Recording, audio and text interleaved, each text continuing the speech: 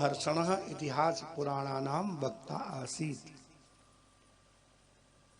श्रीमद् भागवत का प्रारंभ किस वक्ता के द्वारा हुआ, ऐसा कोई निर्देश नहीं है। और वो निर्देश इसलिए नहीं है कि द्वादश स्कंद के अंतिम अध्याय में 19वें पद्य में इस रहस्य को स्फुटित किया गया है कि श्रीमद् भागवत के वक्ता साक्षात नारायण है। कस्मै येन विभासितो यमतुलो ज्ञान प्रदीप पुरा। ज्ञान का दीपक ब्रह्मा जी के लिए येन नारायणेन पुरा विभासितः, नारायण ने पूर्व काल में ब्रह्मा जी के लिए श्रीमद् भागवत का जो ज्ञान दीप है वो प्रकाशित किया था। हमारी इंद्रियों की एक विवशता है कि एक इंद्रिय जितना अनुभव करती है, विषय का प्रत्यक्ष करती है, दूसरी इंद्रिय उसका उतना ही वर्णन नहीं कर सकती। जैसे नेत्रों ने आपकी जितना देख लिया दृश्य, वाणी से कहो तो पूरा वर्णन नहीं कर सकती। श्रुति माध्यम से कर्णेंद्रिय के द्वारा सुना गया समस्त विषय वागिंद्रिय के द्वारा प्रकट नहीं किया जा सकता है ना। वो मानस में पंक्ति, गिरा नयन नयन भीनु बानी, गिरा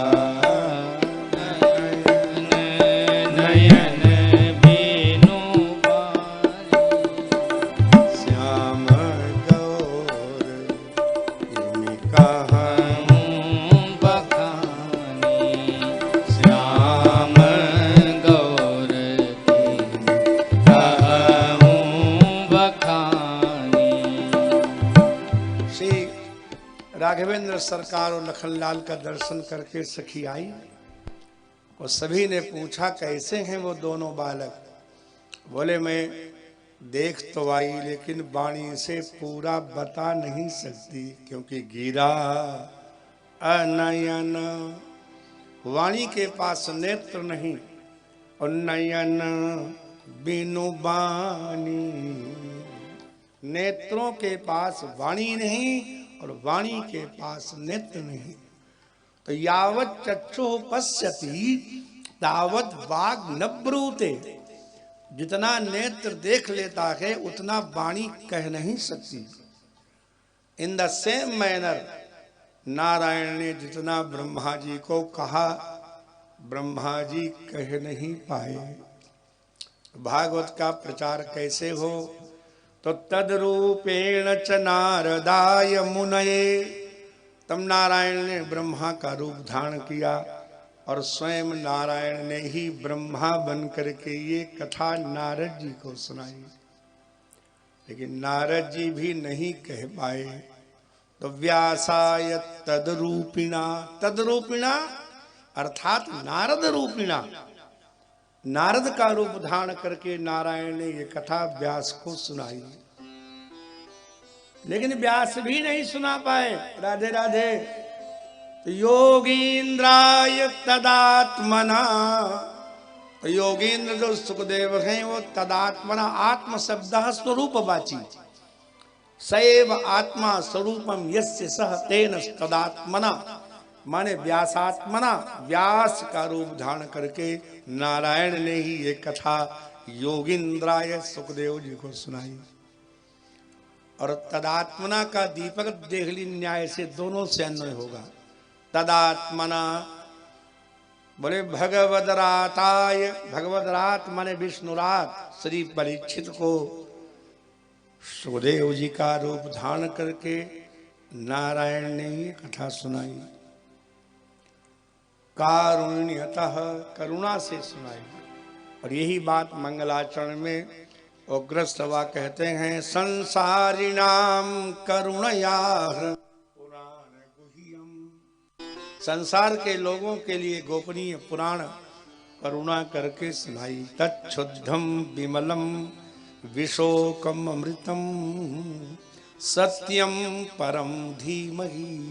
वो अत्यंत शुद्ध निर्मल विशोक अमृतमय परम सत्य श्रीमद् भागवत है, जो नारायण के द्वारा ही कही गई है।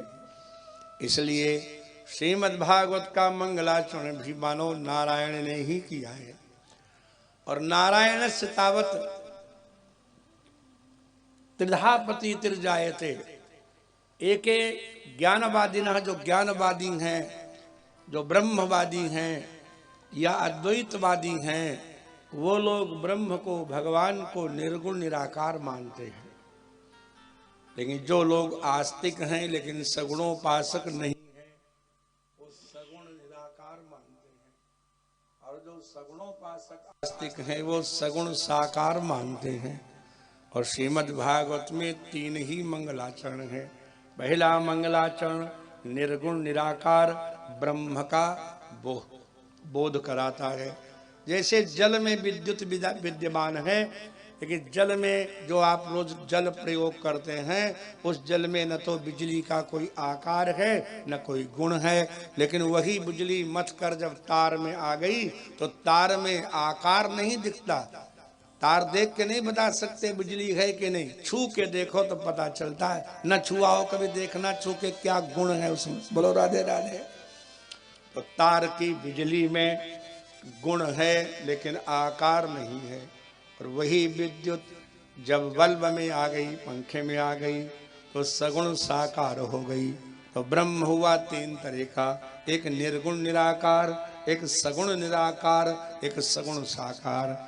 और जन्माद्यस्य तो न्वयादितरतश्चारथे सुविज्ञस्वरा, ये ब्रह्म सूत्र है। जन्माद्यस्य यतः स्पष्ट है, पहला सूत्र ही ब्रह्म सूत्र का है। जन्माद्यस्य यतः, अस्य माने दृश्यमानस्य प्रपंचस्य जड़ चेतनात्मकस्य विश्वस्य। जन्मादि माने जन्म, पालन और प्रलय उस परमात्मा से ही होता है। अगर मनुष्य के करने से हो जाता तो संसार में किसी की मृत्यु नहीं होती। इसका मतलब है कि जन्म देने का सामर्थ्य न मनुष्य में है, न किसी देवता में है, उसी एक में है। और वही क्या है, अन्वय और इतरता माने व्यतिरेक। अन्वय व्यतिरेक से अर्थात वही इस संसार का उपादान है, वही निमित्त है। जैसे कुम्हार घड़ा बनाता है सज्जनों, तो घड़ा बनाने के लिए मिट्टी चाहिए, लेकिन मिट्टी स्वयं घड़ा नहीं बन सकती। मिट्टी को घड़ा बनाने के लिए कुम्हार चाहिए, और कुम्हार को घड़ा बनाने के लिए मिट्टी चाहिए। इसलिए मृत्तिका जो है वो घट का उपादान है, और कुंभकार जो है घट का निमित्त है। लेकिन संसार का निमित्त भी वही है और उपादान भी वही है। अभिन्न निमित्तोपादान कारण वो परमात्मा है।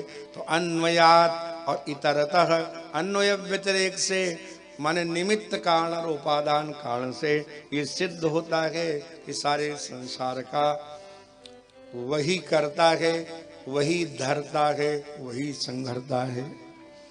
उसने ही अपना लव मात्र लेकर के ब्रह्मा को वेदज्ञ बना दिया। तेने ब्रह्म हृदय, हृदय माने संकल्प मात्रेण, भगवान ने संकल्प किया, ब्रह्मा जी वेद पाठी हो गए।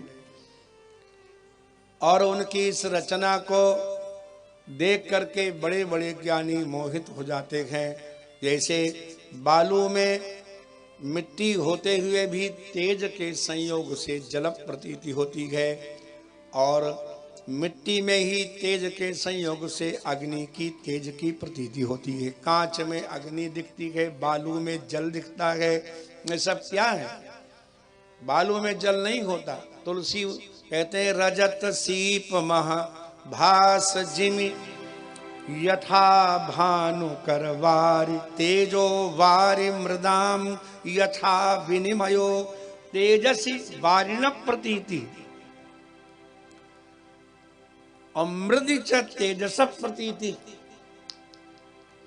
सूर्य की किरणों में जल की प्रतीति होती है। सूर्य की किरणें बालू में सड़क पर पड़ती, आगे लगता सड़क भीगी हुई है। क्यों? क्योंकि ये भ्रम है। जैसे तेज में जल प्रतीत होता है, जैसे मिट्टी में तेज प्रतीत होता है, कांच होता है, उसको जेब से निकालो, सूर्य की ओर करो तो उसमें तिनका जल जाएगा, उसमें अग्नि जैसी लगती है, लेकिन अग्नि होती नहीं है। तो जैसे तेज में जल का, मिट्टी में तेज का, तेज में जो है इस तरह से प्रतीत होता है मानो सचमुच यही हो, ऐसे ही वह परमात्मा इस संसार को सच्चा सा दिखाता है। तुलसी बाबा कहते हैं, बड़ा सुंदर सरल अनुवाद करते हैं वो।